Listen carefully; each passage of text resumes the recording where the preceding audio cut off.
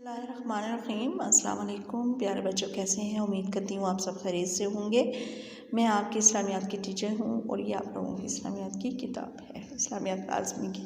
जैसा कि मैंने आपको पीछे ज़कात के लेक्चर 5 में ज़कात के पढ़ाया है कि ज़कात क्या है और ज़कात की अहमियत, मफ़हूम और ख़ासियत के बारे में बताया है। उसके बाद मैंने आपको ज़कात की अहमियत पर एक नोट लिखे हैं, वो भी मैंने आपको बताया है। आप जो क्वेश्चन नंबर 3 है कुरानी तालीमात में की रोशनी में ज़कात के मसारिफ़ जो उन्होंने हमें 8 मसारिफ़ बताए थे, उनके बारे में मैं आपको बताती हूँ कि ज़कात के मसारिफ़ कौन कौन से हैं। ठीक है, अब ज़कात के मसारिफ़ के हवाले से देखें कि सारिफ़ कौन सा है, वो सिर्फ यही सिर्फ की जमा है, सर्फ की जमा है और इसके मायने खर्च करने की जगह के हैं। इससे मुराद वो लोग हैं जिनको ज़कात दी जाती है। कुरान ने ये मसारिफ़ ख़ुद बयान किए हैं और इन बयान करदा जगहों के अलावा ज़कात का खर्च करना जायज़ नहीं। इन्हीं मसारिफ़ में से किसी सरफ़ में खर्च करना ज़रूरी है। ठीक है, तो ये आप लोग देखें कि आप लोगों ने ये ज़कात के मसारिफ़ जो उन्होंने हमें 8 बताए थे उसमें मैं बताती हूँ। अब उसके बाद क्या है कि सूरत तौबा की आयत नंबर 60 में ज़कात के ज़ैर मसारिफ़ बयान किए हैं। क्या है? इन्नमा सदक़ातु लिल फ़ुक़रा वल मसाकीन वल आमिलीन अलैहा वल मुअल्लफ़ात। ठीक है, इसके मैं आपको यानी कि तर्जुमा बताती हूँ कि इसमें सूरत तौबा में भी आयत नंबर 16 में ज़कात के आया है। ठीक है, ज़कात गरीबों, मस्कीनों, ज़कात के महकमे में काम करने वालों और इन लोगों के लिए है जिनके दिलों को इस्लाम की तरफ जोड़ना है और गर्दन छुड़ाने में यानी कि ग़ुलामों को आज़ाद कराने में तावान भरना, कर्ज़दार और खुदा की राह में और मुसाफिरों के सिलसिले में ये खुदा की तरफ से ठहराया हुआ है और अल्लाह जानने वाला और हिकमत वाला है। ठीक है, ये इसका यानी कि ज़कात का बताया गया है। उसके बाद देखें, सबसे पहले फ़ुक़रा के बारे में बताया गया है कि कौन से हैं। फ़ुक़रा से मुराद हर वो शख्स है जो अपनी मशीयत के लिए दूसरों का मोहताज हो। ये लफ्ज़ तमाम हाजतमंदों के लिए आम है, वो जिस्मानी नुक्स हो या बुढ़ापे की वजह से मुस्तक़बिल तौर पर या किसी आर्जी वजह से मदद के मोहताज हों। यानी कि अब इसमें कौन कौन से लोग आ जाते हैं? यतीम हैं, बच्चे हैं, बेवा औरतें हैं, बेरोज़गार लोग हैं और वो जो फ़नी हवादिस का शिकार हो गए हों। फ़कीरों को सबसे पहले बयान किया गया है कि इनकी हाजत सबसे सख्त है। ठीक है, सदका मालदार और तंदुरुस्त और तवाना पर हलाल है। ठीक है, अब ये जो हम सदका खैरात देते हैं वो भी उन्होंने यानी कि हज़रत सल्लल्लाहु अलैहि वसल्लम का फरमान है कि सदका मालदार और तंदुरुस्त और तवाना पर हलाल है। ठीक है, ये आप देख लें। उसके बाद क्या है ज़कात का या दूसरे नंबर पर मसकीन है। ठीक है, मसकीन अब कौन से हैं? यानी कि मस्कीन का लफ्ज़ मस्कत से है जिसके मायने आजी,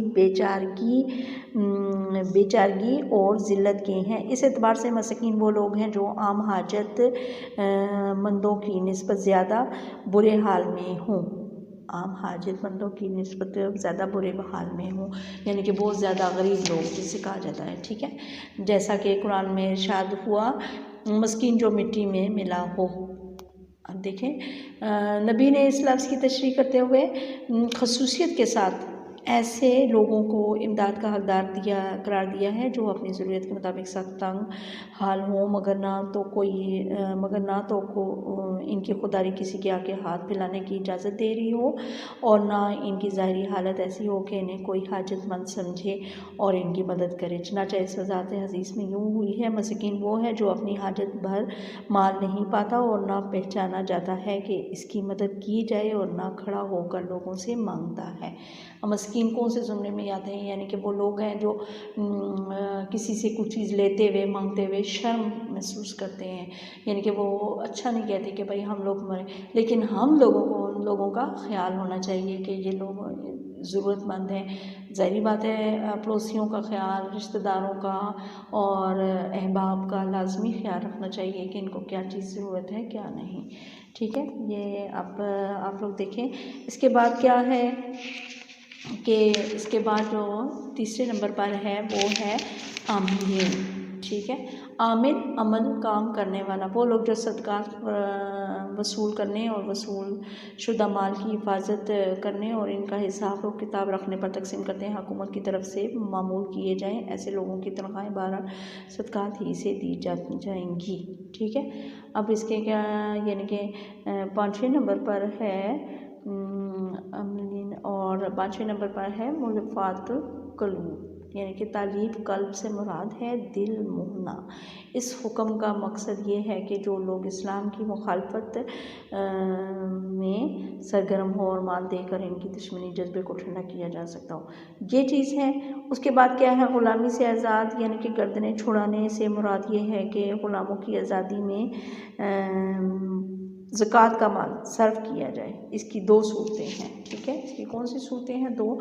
एक तो ये है कि जिस ग़ुलाम ने अपने मालिक से ये मुआहदा किया हुआ हो कि अगर इतनी रकम नहीं अदा करूं तो तुम मुझे आज़ाद कर दोगे, इससे आज़ादी की कीमत अदा करने में मदद दी जाए।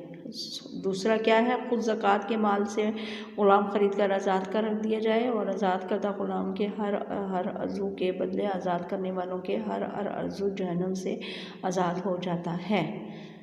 ठीक है, उसके बाद आप लोग देखें कि कर्ज़दार है, यानी कि गारमीन कर्ज़दार को कहते हैं। ठीक है, गारमीन है और इनके बारे में भी बताया है कि जो अगर माल से अपना पूरा कर्ज़ अदा चुका दें तो इनके पास निसाब से कम माल बचे, ख्वाह कमाने वाले हों या बेरोज़गार, गरीब या गनी या फ़कीर, दोनों सूरतों में ज़कात से इनकी मदद की जा सकती है। मगर बहुत से फ़ुक़हा की राय ये है कि जिस शख्स ने बदअमालियों और फजूल खर्चियों में अपना माल डाल कर अपने आप को कर्ज़दारी में मुब्तला किया हो, इसकी मदद ना की जाए जब तक वो तौबा ना करे। देखें, आप लोगों को यानी कि हर एक चीज़ के बारे में उन्होंने बता दिया है। ठीक है, अब क्या है, फ़ी सबीलिल्लाह राह हक़ अल-अज़ाम है, जो तमाम नेकी के काम में जो अल्लाह की राज़ी के लिए हों इनमें शामिल है। लेकिन उलमा और बुज़ुर्गों की अक्सरियत के मुताबिक यहाँ फ़ी सबीलिल्लाह से मुराद जहाद फ़ी सबीलिल्लाह है। अब मुसाफिर की भी है, मुसाफिर ख्वाह अपने घर में गनी हो लेकिन हालत सफ़र में अगर वो मदद का मोहताज हो जाए तो इसकी मदद ज़कात से की जाए। यहाँ बाज़ फ़ुक़हा ने ये शर्त लगाई है कि जिस शख्स का सफ़र गुनाह के लिए ना हो सिर्फ़ वही इस आयत की रूह से मदद का मुस्तहिक़ है। ठीक है, ये आप लोगों का हो गया क्वेश्चन नंबर 3 हो गया। और अब क्वेश्चन नंबर जो 4 है वो मैं आपको बताती हूँ कि क्या वैध सुनाई गई है। ठीक है, क्या है कि ज़कात अदा करने वालों को कुरान पाक में क्या वैध सुनाई गई है। वो वैध ये है कि जो लोग सोना चांदी सनत कर रखते हैं, यानी कि संभाल कर रखते हैं, वो ऐसे अल्लाह की राह में खर्च नहीं करते, इन्हें दर्दनाक अज़ाब की खबर सुना दीजिए। इस दिन इसको सोने चांदी को जहन्नम की आग में तपाया जाएगा, फिर इसके साथ इनके चेहरे, इनके पहलू और इनकी पुश्तदागी जाएंगी और कहा जाएगा ये हैं वो ख़जाने जो तुम अपने लिए जमा करके लाए हो, अब इसका मज़ा चखो जो तुम जमा करते रहे हो। ठीक है, ये है। फिर दूसरी है, फिर मैं आपको यानी कि ये आपको ये इसका यानी कि वईद जो सुनाई गई है कुरान पाक में ज़कात ना अदा करने वालों पर। ठीक है, ये आप लोगों के जो सिलेबस के मुताबिक है ज़कात का चैप्टर, ये मैंने आपको करवा दिया है। आप लोगों ने बड़े ध्यान से इसको पढ़ना है और जैसा कि मैं आपको बता रही हूँ कि आपको ये मैं PDF में भी सेंड कर दूँगी, लेकिन ये है कि काम आपका भेज दिया जाएगा।